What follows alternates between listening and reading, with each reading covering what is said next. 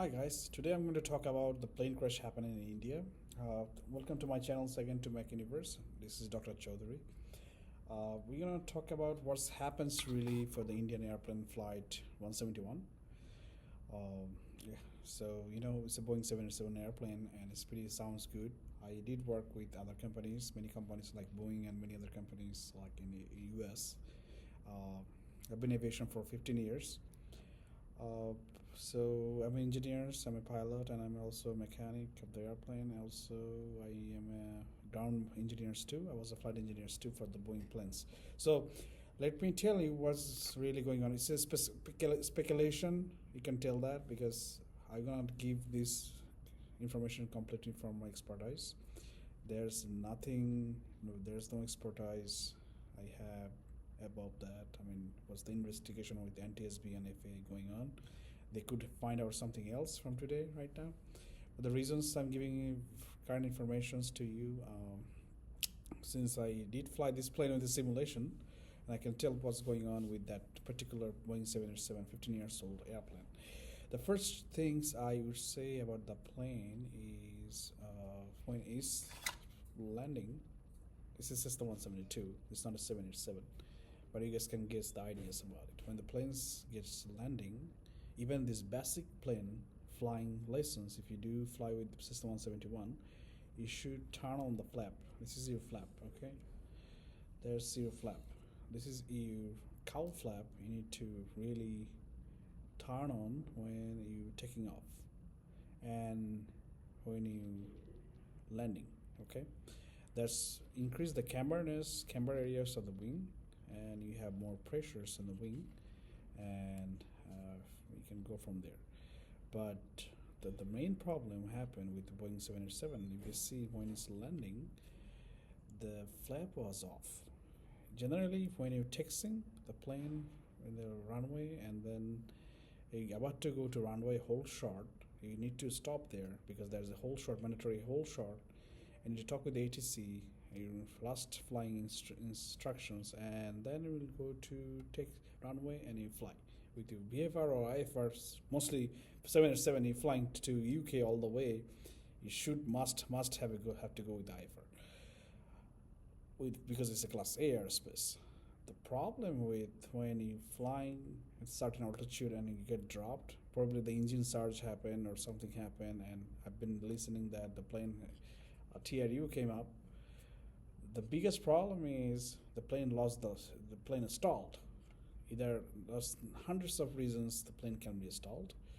The main reason that it's stalled, I'm suggesting that there's a technical malfunctions happen because pilots should knows when they're going flying from taxiway to runway, they should turn on the very important subject, the flaps, and the indications comes to your PFD, primary flight displays in the cockpit, and you will see it your system that the flaps is on, and if there's no flap on, there will indications comes out.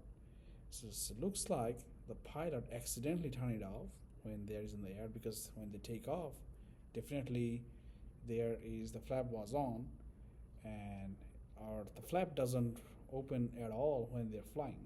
That can happen too, but there's many times it happen. The pilot error, they forget to turn on the flaps.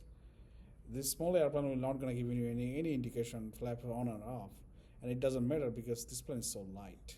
Even the flap on and off is gonna fly automatically, even when it's rotating in the ground, rolling in the ground, in certain airspeed like 60 knots up to 80 knots.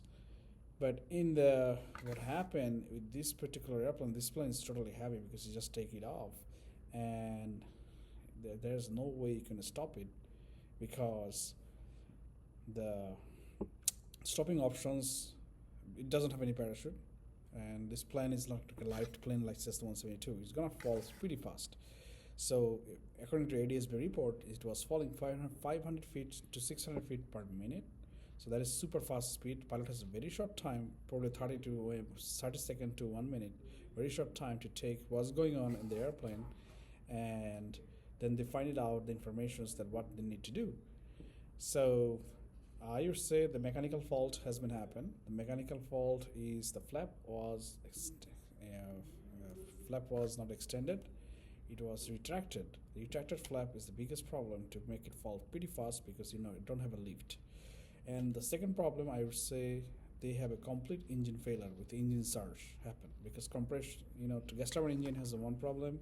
It's sometimes a certain angle of attack. It could have an engine surge.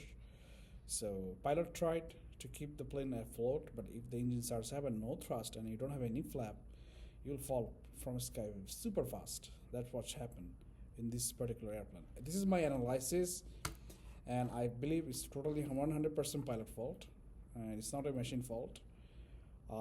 Even if it's the machine fault, the maintenance did the problem. Not the aircraft itself did the problem.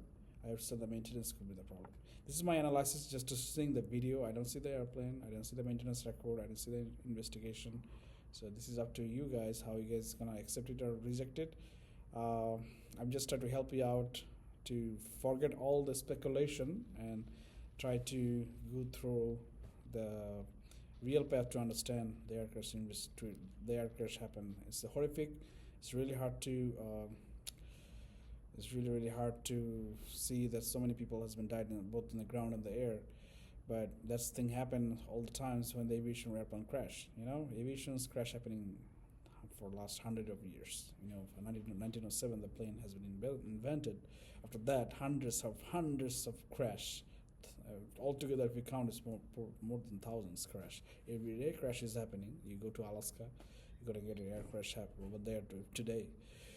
It's gonna have an air crash tomorrow too, but this is the big crash. The big crash comes in the news media. So, okay, guys, I believe you guys like my analysis. If you guys have anything to add me, because just to comment in the comment section. Thank you.